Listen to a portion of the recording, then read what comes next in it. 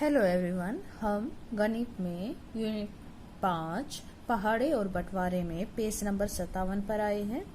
यहाँ पर दिया गया है कूद दौड़। चूचू चूहा कूद रहा है, वह एक कूद में तीसरे अंक पर कूदता है। इसे नीचे दिए गए चित्र में दिखाया गया है। अब ये देखिए, यहाँ पर एक चूहा है और वो हर कूद में तीसरे अंक पर कूदता है, यानी कि वो यहाँ पर 0 पर खड़ा हुआ तो 0 से 1 2 3 तीसरे अंक पर कूदा। उसके बाद फिर से तीसरे अंक पर कूदना है कि 1 2 3, तो कहाँ पर आएगा? 6 पे। इस प्रकार अगली कदम उसकी कहाँ पर होगी? 9, फिर 12, फिर 15, फिर 18 और फिर 21 पर। कहाँ पर पहुंच गया अब चूहा? 21 पर। अब ऐसे ही आगे दिया गया है, आप भी करें। हीरा कछुआ 8वें अंक पर कूदता है। चित्र में दर्शाएं कि हीरा कौन से अंक पर कूदेगा। हीरा कछुआ कहाँ कूदता है? 8वें अंक पर। यहाँ पर 0 पर खड़ा है तो अब वो कहाँ पर जाएगा? 8 पर।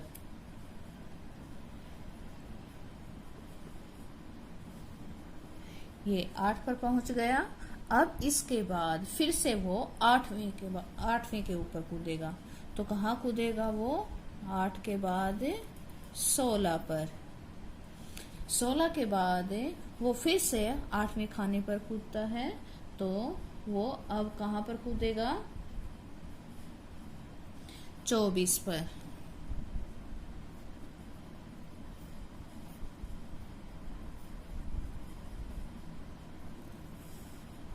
कहाँ कूदेगा अब वो? 24 पर। तो हीरा अब कौन से अंक पर आ गया? 24 पर आ गया। आगे है मेंढक एक छलांग में 5वें अंक पर कूदता है। कौन से अंक पर? 5वें अंक पर। चित्र में दर्शाएं कि मेंढक कौन कौन से अंक पर कूदेगा। तो अब यहाँ पर मेंढक 0 पर है तो 5वें अंक पर कूदेगा। तो यहाँ पर हम इसको कूदा देते हैं 5 पर। उसके बाद 5वें अंक कौन सा होगा? 10। 10 के बाद 5वां अंक कौन सा होगा? 15। और उसके बाद 15 के बाद 20। तो अब मेंढक कहाँ पर आ गया? 20 पर आ गया। उसके बाद है बंदर एक छलांग में 9वें अंक पर कूदता है। चित्र में दर्शाएं कि बंदर कौन कौन से अंक पर कूदेगा। अब बंदर एक छलांग में 9वें अंक पर कूदता है, तो 9वें अंक पर कूदाते हैं उसको। यहाँ 0 से गया वो 9 पर। 9 के बाद 9वां अंक कौन सा होगा? 9 के बाद होगा 18। तो अब बंदर कहाँ पर आ गया? 18 पर। उसके बाद है बिल्ली एक छलांग में 4थे अंक पर कूदती है। चित्र में दर्शाएं कि बिल्ली कौन कौन से अंक पर कूदेगी। अब 4थे अंक पर कूदती है तो बिल्ली को चलो कूदाते हैं। वो 4थे अंक पर है, यहाँ पर 4 पर आएगी पहले, फिर 4 के बाद कहाँ जाएगी? 8 पर, फिर 12 पर, फिर 16 पर, फिर 20 पर। अब बिल्ली कहाँ पर आ गई? 20 पर।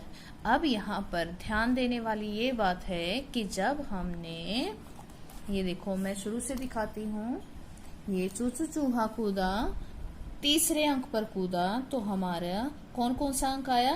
3 6 9 12 15 18 21, यानी कि ये तो हमारा 3 का पहाड़ा बन गया। 3 एकम 3, 3 दूनी 6, 3 तिया 9, 3 चौक 12, 3 पंजे 15, 3 छिक 18, 3 सते 21। ऐसे ही जब हीरा कछुआ 8वें अंक पर कूदा तो हमारा ये देखो 8 एकम 8, 8 दूनी 16 और 8 तिये 24। 24 यानी कि यहाँ पर 8 का पहाड़ा बन गया। और मेंढक 5वें अंक पर कूदा तो 5 एकम 5, 5 दूनी 10, 5 तिये 15, 5 चौके 20। यहाँ पर हमें 5 का पहाड़ा मिला। अब आगे है, बंदर एक छलांग में 9वें अंक पर कूदता है। 9वें अंक पर कूदा तो ये देखो यहाँ पर 9 एकम 9, 9 दूनी 18। और अगर ये आगे भी कूदता है तो कहाँ पर कूदाएंगे हम इसको? 27 पर। तो यहाँ भी इस प्रकार हमें 9 का पहाड़ा मिलता है। आगे है, बिल्ली एक छलांग में चौथे अंक पर कूदती है। चौथे अंक पर ये देखिए 4 एकम 4, 4 दूनी 8, 4 तिये 12, 4 चौक 16, 4 पंजे 20। यानी कि जहां भी हम जिस अंक पर कूदते हैं तो उसी अंक का हमें पहाड़ा मिल जाता है ना। अब यहाँ पर एक तालिका दे रखी है जिसमें प्रतिभागी और संख्या जिन पर कूदा कि यहाँ पर पार्टिसिपेंट्स हैं और ये जौन जौन सी संख्या पर कूदे हैं वो संख्याएं लिखनी है। चूहे की पहले ही लिखी हुई है 3, 6, 9, 12। तो कछुआ कौन कौन सी संख्याओं पर कूदा था देखते हैं। ये देखिए कछुआ 8, 16 और 24 पर। तो यहाँ पर हम लिख देते हैं 8, 16 और 24। मेंढक कौन सी अंक पर कूदा था, कौन सी संख्या पर कूदा था? 5 के पहाड़े पर, है ना। 5, 10, 15 और 20। बंदर की कौन सी संख्याएं थी? 9 का पहाड़ा। 9 एकम 9, 9 दूनी 18, 9 तिये 27। और बिल्ली के में कौन सा पहाड़ा मिला था हमें? 4 का पहाड़ा। 4 एकम 4, 4 दूनी 8, 4 तिये 12, 4 चौक 16, 4 पंजे 20। इस प्रकार हमारी ये तालिका पूरी होती है। इन्हें भी करें। यदि चूहा एक छलांग में दूसरे अंक पर कूदता है और बिल्ली चौथे अंक पर कूदती है, बिल्ली अभी 8 पर है, चूहा अभी 20 पर है, बताओ क्या बिल्ली चूहे को पकड़ लेगी? यदि हाँ तो कहाँ? इस सवाल को चलिए हम एक बार कॉपी में करके देखते हैं। यदि चूहा एक छलांग में दूसरे अंक पर कूदता है तो बिल्ली चौथे अंक पर कूदती है। पहले हम चूहे को कूदाते हैं 0 से, वो 2, 4, 6, 8, 10, 12, 14, 16, 18, 20। यहाँ पर आ गया चूहा। और बिल्ली चौथे अंक पर कूदती है और बिल्ली अभी 8 पर है, चौथे अंक पर कूदती है। तो ये देखिए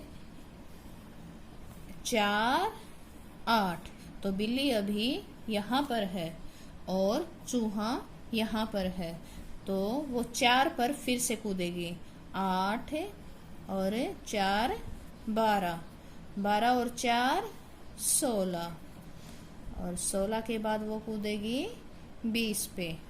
तो हम क्या बिल्ली चूहे को पकड़ लेगी? यदि हाँ तो कहाँ? तो अब बिल्ली ने चूहे को कहाँ पर पकड़ा? ये देखिए मैंने जो हरा रंग है वो चूहे के लिए यूज किया है और लाल रंग है वो बिल्ली के लिए यूज किया है। तो अब चूहा और बिल्ली कौन सी संख्या पर आकर मिले हैं? 20 पर। तो बिल्ली चूहे को कहाँ पर पकड़ लेगी? 20 पर। अगला सवाल है, सभी घर एक जैसे हैं। यहाँ पर घरों के चित्र दिए गए हैं, सारे घर एक जैसे हैं। प्रत्येक घर की लंबाई 6 मीटर है, तो नीचे दिखाए गए घरों की कुल लंबाई कितनी होगी? तो प्रत्येक घर की, इसकी भी 6 है, इसकी भी 6 है, 6, 6, 6 और 6। हर एक घर की 6 मीटर लंबाई है, तो सभी घरों की कुल लंबाई क्या होगी? अब देखिए हमने क्या किया था कि एक घर की लंबाई कितनी है? 6, और घर कितने हैं? 6। तो हम क्या करेंगे इसको? 6 गुना 6 यानी कि 36 मीटर घरों की कुल लंबाई हो गई, 36 मीटर। अब आगे है, चित्र में दर्शाए गए डिब्बे में कितने लड्डू हैं, इसे गुणा के रूप में लिखें। अब इसकी हमारी कक्षा में बहुत सारी प्रैक्टिस हो चुकी है। कैसे गिनते हैं किसी भी डिब्बे में, जब कोई भी वस्तु होती है तो 1 2 3 4 5 हम एक लाइन के गिन लेते हैं, ऐसे भी और ऐसे भी। ऐसे कितने हैं? 1 2 3 4 5, इनको हम लिख लेते हैं। फिर हम यहाँ गुना लगाएंगे, फिर 1 2 3 4, 4 ऐसे हैं। और देखिए सभी लाइनों में एक जैसे लड्डू रखे हैं। तो अब हम इसको गुना करेंगे, 5 चौक 20। तो इस डिब्बे में कुल कितने लड्डू हैं? 20। आगे है खिलौना ट्रेन के प्रत्येक डिब्बे में व इंजन की लंबाई 10-10 मीटर है। बताओ ट्रेन की कितनी लंबाई होगी? यहाँ पर देखिए ट्रेन के प्रत्येक डिब्बे और इंजन की लंबाई, इंजन की भी इसमें 10 मीटर है, 10-10 सेंटीमीटर है, इसकी भी 10 सेंटीमीटर है और हर एक डिब्बे की भी 10-10 है। तो हम ये देख लेंगे कि कुल कितने डिब्बे हुए। एक इंजन, 2 3 4 5 6 7 8, कितने हैं? 8। और एक की क्या है? 10 सेंटीमीटर। तो हम 10 को क्या करेंगे? 8 से गुना कर देंगे। 10 8 80 सेंटीमीटर। कितनी लंबाई होगी? 80 सेंटीमीटर।